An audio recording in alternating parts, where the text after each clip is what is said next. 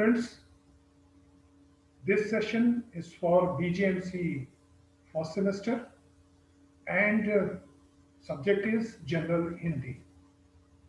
Today we will discuss about verb, especially akarmak kriya and sakarmak kriya.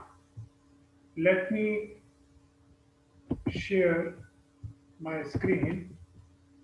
As you know, verbs means to do something और action ऐसे शब्द जो हमें किसी काम के करने या होने का बोध कराते हैं वे शब्द क्रिया कहलाते हैं. Words that makes us feel or do something are called verbs. जैसे पढ़ना, लिखना, खाना वगैरह. क्रिया के अगर उदाहरण लें तो राकेश गाता है, गाना गाता है, तो उसमें गाना जो है वो एक क्रिया हो गई. मोहन पुस्तक पढ़ता है तो पढ़ना एक क्रिया हो गई. ये सब बातें हम डिस्कस कर चुके हैं बहुत डिटेल में. हिंदी के हर वाक्य में क्रिया का होना आवश्यक है. हिंदी में क्रिया आमतौर पर वाक्य के अंत में आती है. अब अगर हम बात करें दो तरह की क्रियाओं की तो फर्स्ट इज अकर्मक क्रिया यानी intransitive word and second is transitive word यानी सकर्मक. क्या होती हैं ये दोनों? जिस क्रिया का फल कर्ता पर ही पड़ता है वह क्रिया अकर्मक क्रिया कहलाती है. इस क्रिया में कर्म का अभाव होता है, कर्म नहीं होता. दूसरे शब्दों में जिन क्रियाओं को कर्म की जरूरत नहीं पड़ती है, जो क्रिया प्रश्न पूछने पर कोई उत्तर नहीं देती है, यानी एक इनकम्प्लीट सा लगेगा आपको सेंटेंस, वहां पर अकर्मक क्रिया होती है. जैसे श्याम पढ़ता है. अब क्या पढ़ता है कुछ पता नहीं, हालांकि पढ़ने का फल जो है वो श्याम पर ही पड़ रहा है, इसलिए अकर्मक क्रिया है. अकर्मक क्रिया वहां पर होती है जहां कर्ता द्वारा किया गया कार्य किसी अन्य चीज को प्रभावित नहीं करता. दूसरे शब्दों में जैसे नाम से ही पता लग रहा है, अकर्मक कर्म से पहले आ लगा हुआ है.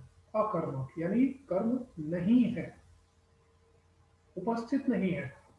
और जब किसी वाक्य में कर्ता हो और क्रिया भी हो लेकिन कर्म ना हो, इसको ध्यान में रखिएगा, कर्ता हो, क्रिया हो लेकिन कर्म ना हो, तो वहां पर अकर्मक क्रिया होगी. जैसे हुसैन बोल्ट दौड़ता है.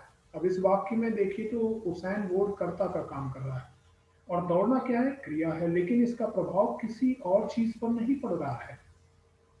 यहाँ पर अकर्मक क्रिया है. जिस क्रिया का फल कर्म पर नहीं पड़ता उसे अकर्मक क्रिया कहते हैं. इसलिए ध्यान रखिएगा, अकर्मक मतलब कर्म उपस्थित नहीं है, क्रिया में कर्म का अभाव होता है या उसकी जरूरत ही नहीं होती, आवश्यकता ही नहीं होती. जिन क्रियाओं को कर्म की जरूरत नहीं पड़ती, जो क्रिया प्रश्न पूछने पर कोई उत्तर नहीं देती, यानी कि अस्पष्ट है, इनकम्प्लीट है सेंटेंस. कर्ता द्वारा किया गया कार्य किसी अन्य चीज को प्रभावित नहीं करता. कर्ता और क्रिया तो होते लेकिन कर्म नहीं होती, कर्म नहीं होते. सकर्मक यानी कर्म के साथ, जब कर्ता द्वारा किया गया कार्य किसी अन्य चीज को प्रभावित करता है तो वहां पर सकर्मक क्रिया होती है. दूसरे शब्दों में जब किसी वाक्य में कर्ता है, क्रिया है और कर्म भी है तो वहां पर सकर्मक क्रिया होगी. जैसे राहुल ने केला खाया. अब राहुल ने खाया नहीं है, राहुल ने केला खाया. केला क्या है, कर्म है.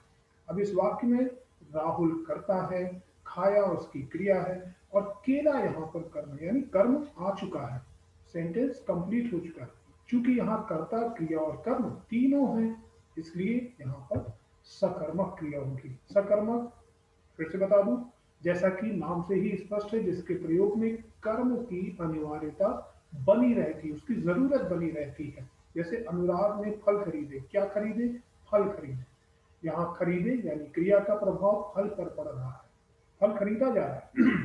फल यानी कर्म जो है उसके बिना खरीदे क्रिया यानी खरीदना पूर्ण स्पष्ट अर्थ नहीं देती है, अतः खरीदे एक सकर्मक क्रिया है. यहाँ पे भी कुछ चीजें आप ध्यान में रखिएगा. जैसे सकर्मक अर्थात कर्म के साथ, अकर्मक यानी कर्म के साथ नहीं.